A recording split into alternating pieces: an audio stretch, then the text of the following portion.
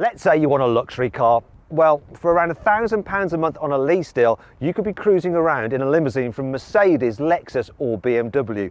Alternatively, you could take that £1,000 and buy outright a 20-year-old S-Class, a 20-year-old LS or a 20-year-old BMW 7 Series.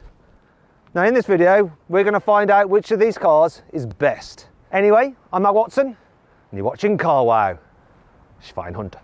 Buying a new car? Then head to Carwow and my team will help you find your next car at a fair price. Carwow, your one-stop car buying comparison site. Let's start this video by talking about the design of these cars. So S-Class's rear end, even though it's 20 years old, it's still got that elegance. It's almost timeless, isn't it? We've got bits of chrome there, just need a little bit of a rub to like clean them up a bit. Got some rust. Look at this old-fashioned parking sensors here. They're huge. Looks like it's got the pox. This one is a bit recessed. It's probably not working, that one. Let's move on to the Lexus. It's not such an attractive design. It's got quite a bulbous bumper. Looks like it's got bird poo on it, but it's not actually. This is some kind of like parking ding or something. Look, the paint's actually come off, unless it was really caustic bird poo. And check this out, look, back in the day, GB with its stars for Europe. It's a distant memory, that is. Moving on to the BMW 7 Series. Now back in the early noughties, this was such a controversial design, but do you know what? When you compare the back end of this to all the other cars, it looks the most modern. Everyone was wrong. Chris Bangle was a design genius. Mind you, it does look like this car's got vitiligo. It's a bit patchy. Anyway, rear end, prefer this. Oh, and look, the most modern aerial. Look at the shock of an aerial compared to the aerials on the other cars. Yeah, like the arse of this. Now let's compare these cars from the side, and at first glance this BMW looks pretty tidy. Apart from the odd scuff here. And what's going on here? Look at these actual cracks. Why would you have cracks? Ah, that's all filler. Still, we have got some bad boy 19-inch alloy wheels in black with the nice silvery accents. Yeah, there's lots of curbage going on here. That doesn't look original. It's a different colour to the rest of the paint. Move to the Lexus. What's going on here? The back here in the bumper. I know what that is. That's because it's been fitted with an LPG conversion. Actually, you've got the same thing on this BMW, it's just on the other side. Now the wheels are smaller, 17 inches. Scuff marks, but chrome to make up for it. Look, another bit of a door mirror issue here. This one, instead of being replaced with a different colour, it's simply taped at the front. Oh, a little bit of accident damage. Oh dear.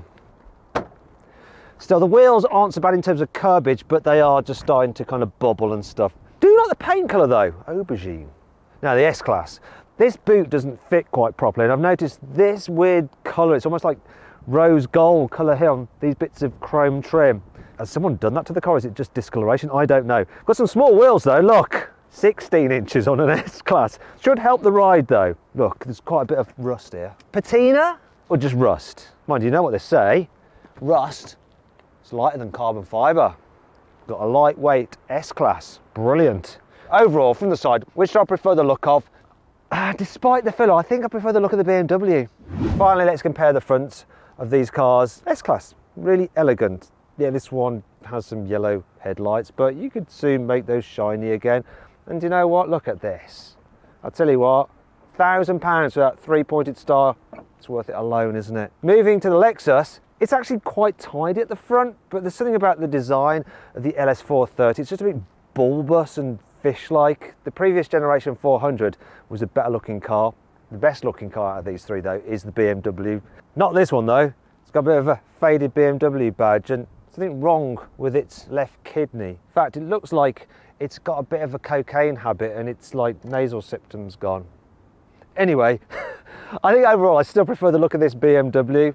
But what do you think? Let me know in the comments below. Now let's talk through the prices of these cars. So back in the day, 2001, this S320 diesel, £51,000. This Lexus LS430, 2001 model year yet again, £54,000. The BMW 735i, this is a 2002 model year, it was £53,000. But thanks to depreciation, they're just a fraction of that now. Now, if you're thinking about selling your car, you want to make sure you get a great price for it, click on the pop-out banner up there or follow the link in the description below to go to Carwow. All you have to do is upload some photos of your car, give a brief description, and our dealers will bid on your car to make sure you get a great price for it. Alternative at a later date, just simply Google Wow Me Carwow and we'll wow you. Okay, let's see what these cars are like to drive. And I'm going to start off with this S-Class. Back in the day, this was the ultimate luxury limousine. Very comfy, easy to drive, quiet, punchy engine. It had everything going on. Today, it obviously feels quite a bit baggier because it's a little long in the tooth, but comfort levels are impressive. The air suspension is going over bumps so well. And I can even put it into sports mode because I've got adaptive dampers. Now it feels noticeably firmer, but I would never call this car sporty. In fact, it's quite interesting. I've recently driven the latest Mercedes S-Class and that feels way more direct and way more responsive than this thing. In fact, look, I mean, nothing's happening, nothing. Let's get into comfort mode because it's definitely how this car should be driven. Let's try the gearbox kick down. Didn't really kick down much there. We've only got 5 automatic gears. There we go. Oh, no, it doesn't seem to want to kick down, but there's enough pulling power from this diesel engine and it's quite smooth that you can overtake if you need to. I'd happily just drive around in this. The only problem is the seats, they're very slippy. This leather's gone a bit shiny and you don't really, it doesn't really grip your bottom. Other than that though, I'm liking this for an old car. In terms of problems, there aren't many. One weird thing about it though, when you come back to this car after leaving it locked overnight, the air suspension automatically raises at the rear, but then when you drive it just levels out again. Weird. And I can't complain about the economy. It's doing around 40 odd miles per gallon, this thing. Okay, so now I've swapped a diesel Mercedes for a V8 BMW on petrol power, and it feels more responsive, also revs nicely, and I've got 6 speeds from my gearbox, and I can actually put the car into manual mode, change gears using these buttons on the steering wheel, which is weird. Let's just go back into normal drive. So this car back in the day was praised for having similar levels of comfort to the Mercedes S-Class, but with a slightly sportier edge, and it does handle better this. It's more responsive, though it's certainly no sports car, and it is showing its age. It feels a bit baggy. It's not quite as good at isolating you from the bumps as the S-Class. It's not as comfy, but I do like it, although it's just got all the warning signs. I mean, I've got a warning sign saying bonnet open. The bonnet isn't open, we double checked. It reckons the outside temperature is minus 40 degrees.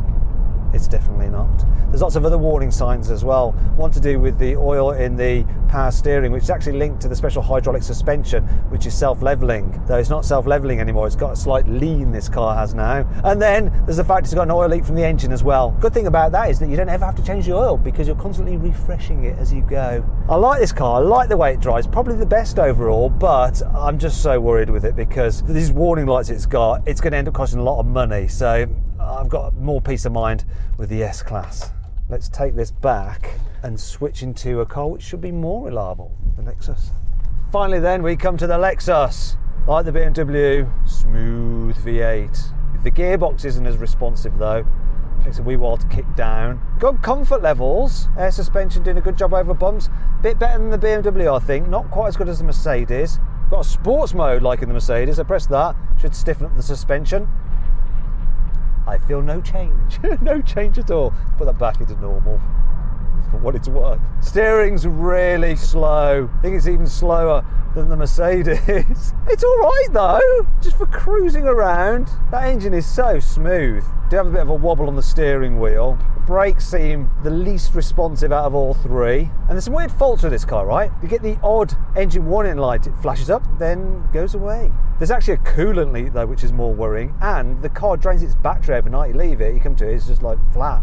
You charge it up, it goes, then leave it, it's flat again. There's also an exhaust rattle. Another problem is that the motor for the steering column adjustment has gone, so I can't alter it. I just don't like this driving position I'm in. I thought Lexuses were all about reliability, but this one is a bit sketchy. I wonder if this is the least reliable Lexus ever.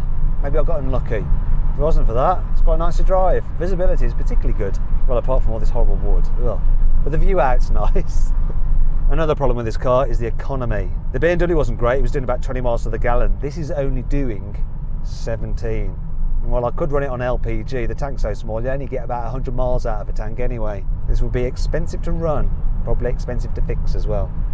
Now I've stopped, you can really see the steam coming from under the bonnet on this Lexus. Oh dear.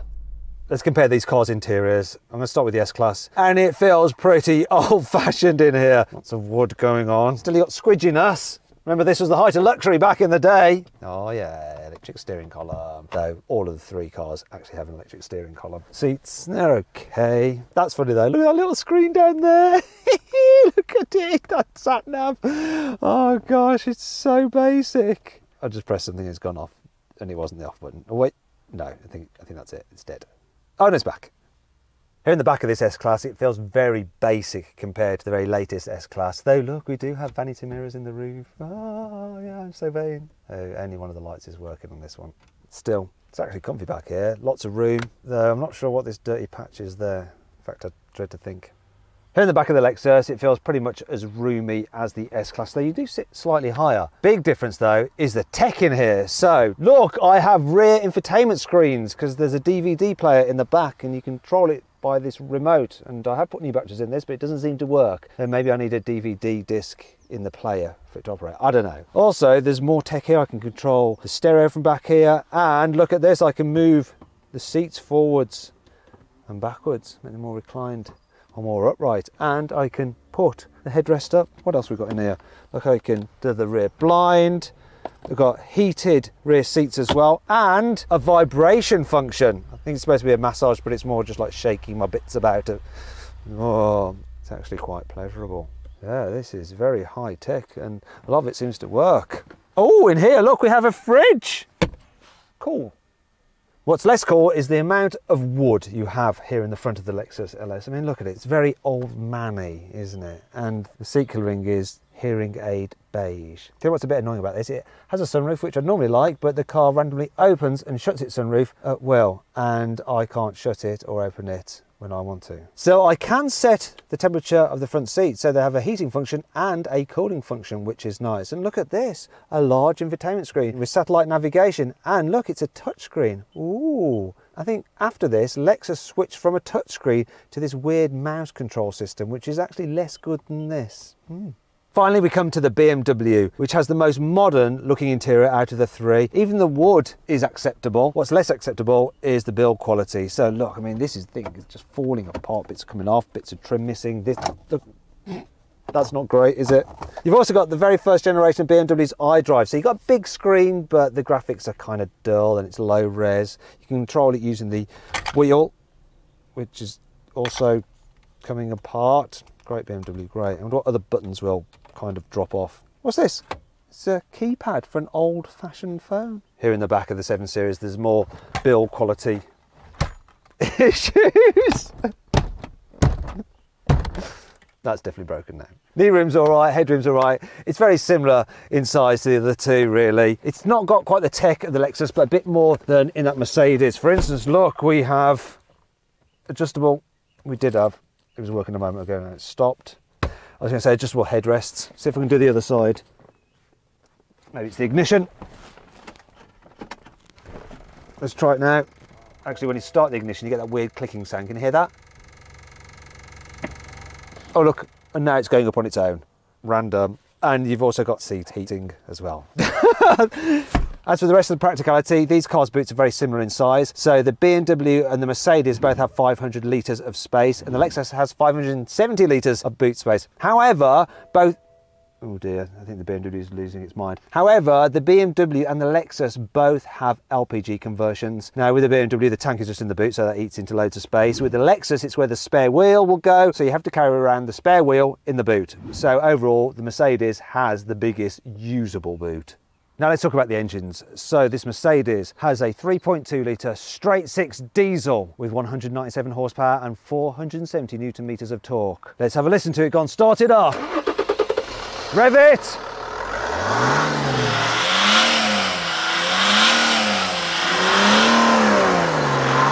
That's enough. Listen to that. It's like a van. Cut it. I just noticed there's rust here. Look, there's rust even underneath the bonnet. Anyway, let's move on to the Lexus. It has a 4.3 litre naturally aspirated V8 with 281 horsepower and 417 Newton meters of torque. Now let's have a listen to this. Should be smoother than the Mercedes if it starts. There we go. Got... Oh, yes. Oh no! Oh no! Stop! Stop! Stop! Stop! Stop! Stop! Stop! Right, very smooth, but might not last for much longer. Also, this is quite interesting, having to prop up the bonnet with a stone because the gas struts have gone. Same problem with the BMW, we're using this brick instead though. Anyway, the engine, 3.6 litre V8, 272 horsepower and 360 newton meters of torque. And it sounds like this.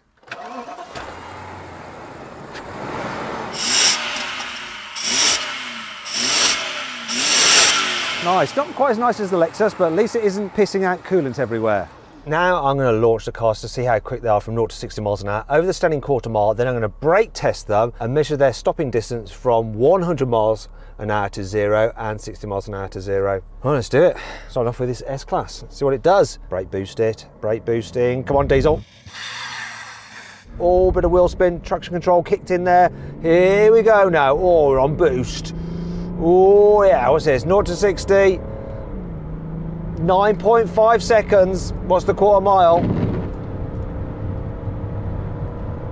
Quarter mile, 17.39. Can I get to 100? I don't want to do this full emergency stop. I hope the ABS works, otherwise it's going to be very, very sketchy. Right, here we go. Oh, still quite sketchy, but the ABS is thankfully working.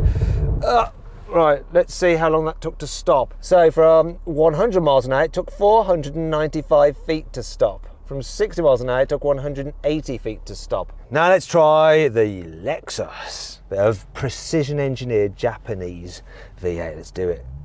Brake boost. Oh yeah, oh my God, the acceleration is so strong. I've got a warning light coming on for the screen wash fluid, all those G's. Anyway, 0 to 60 in 8.42 seconds. What's the quarter mile gonna be? Can't see. Oh, there we go. 16.48. Now let's do the brake test. Get to 100. Don't kill me, car. Oh, that felt more stable than the Mercedes. Ooh, interesting. It stopped in a shorter distance. So 469 feet to stop from 100 miles an hour. And from 60 miles an hour, it took 167 feet. And there's a weird, slightly burny smell. Finally then, the BMW. What can it do? Let's launch it. Oh, stability kicked in there. Lots of rattling from the cans in the cabin here. What we got? 60 miles an hour is 8.93, not as quick as the Lexus. Can it catch it up on the quarter mile? Come on, what are you going to do? 16.91, no it can't. How about the brake test? Come on. That is sketch. That is really scary, and it's still going. What? Am I driving on glass? It feels like it. What did it do? Brake test from 100 miles an hour, it actually did the worst, 505 feet. However, it was a bit better than the S-Class from 60, 177 feet. Overall, I think the Lexus won the performance tests. That was really worrying. Oh, I didn't like that at all.